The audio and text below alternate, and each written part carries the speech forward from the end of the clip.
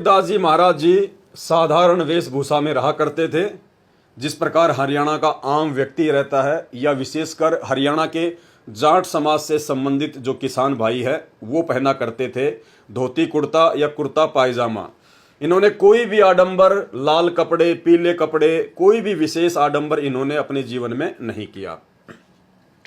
ठीक इसी प्रकार वर्तमान में परम पूज्य परमेश्वर सतगुरु रामपाल जी बिल्कुल साधारण वेशभूषा जैसा कि हरियाणा का आम व्यक्ति पहनता है या विशेषकर हरियाणा में जाट बिरादरी से संबंधित लोग पहनते हैं, कुर्ता पायजामा या धोती कुर्ता।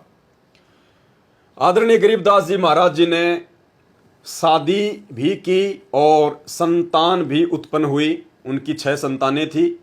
इधर परमेश्वर रामपाल जी ने भी लीलामय रूप से शादी भी की और संतान उत्पत्ति भी हुई, 4 संतान।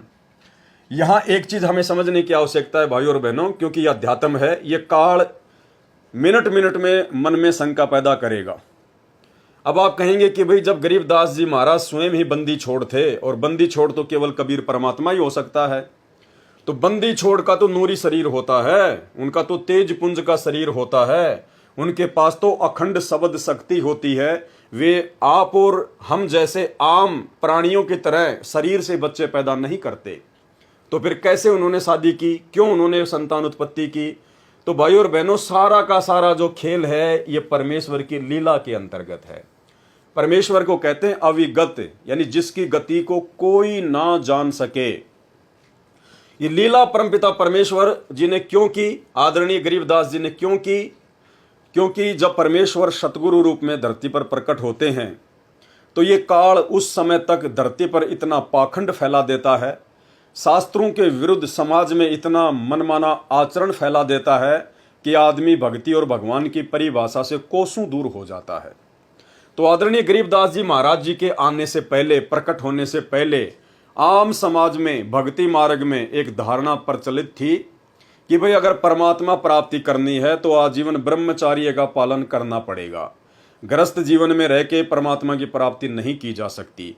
तो इस मिथ्या का, इस झूठ का, इस पाखंड का, इस शास्त्र विरुद्ध मनमाने आचरण का खंडन करते हुए आदरणीय गरीबदास जी महाराज जी ने लीलामय रूप से शादी भी की और 6 बच्चे भी उत्पन्न किए।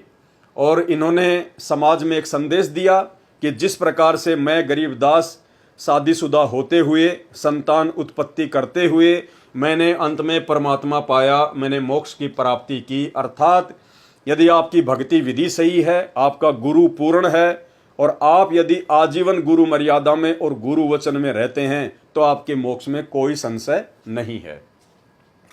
भाई और बहनों, इस बात को और अच्छे से समझने के लिए, क्योंकि गरीबदास जी के जीवन से ही हमने सतगुरु रामपाल जी परमेश्वर जी के जीवन को समझना है, ठीक यही लीला सतगुरु रामपाल जी परमेश्वर जी ने की। इसी मिथ्या धारणा को तोड़ने के लिए सतगुरु रामपाल जी परमेश्वर जी ने वैसी ही लीला की, क्योंकि परमेश्वर ने यह दिखाना था कि गरीबदास जी के जीवन को आधार बनाकर ही मेरे भगत मेरी जीवन लीला को समझ पाएंगे।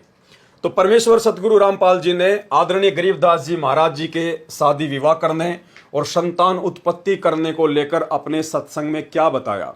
परमेश्वर ने बताया कि गरीबदास जी तो स्वयं बंदी छोड़ थे, परमात्मा थे, उनको बच्चे उत्पन्न करने की आवश्यकता नहीं थी, लेकिन उन्होंने ऐसा क्यों किया?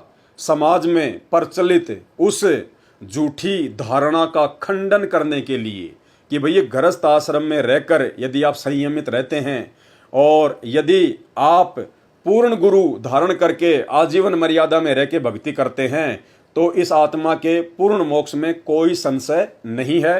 तो सुनिए सतगुरु रामपाल जी परमेश्वर जी के मुख कमल से वो अमर सत्संग, जिसमें उन्होंने आदरणीय गरीबदास जी महाराज जी के पूर्ण परमात्मा होते हुए भी शादी करने और बच्चे उत्पन्न करने को लेकर क्या कुछ कहा है। और उसके बाद में आपको आसानी से समझ में आ जाएगा कि ठीक वही लीला सतगुरु रामपाल जी परमेश्वर जी ने वर्तमान में शादी करने और संतान उत्पत्ति करके की है। तो सुनिए गुरुदेव के मुख कमल से छोटा सा सत्संग। लेकिन बंदी छोड़ गरीबदास जी ने इसको बहुत आसान किया है। इसको ऐसा मार्ग बता दिया है कि आप काम करते हुए अपने खेत में, जैसे उन्होंने उदाहरण दे के बताया नहीं तो उस भगवान ने यहाँ पर आने की कोई आवश्यकता नहीं थी। और ना ही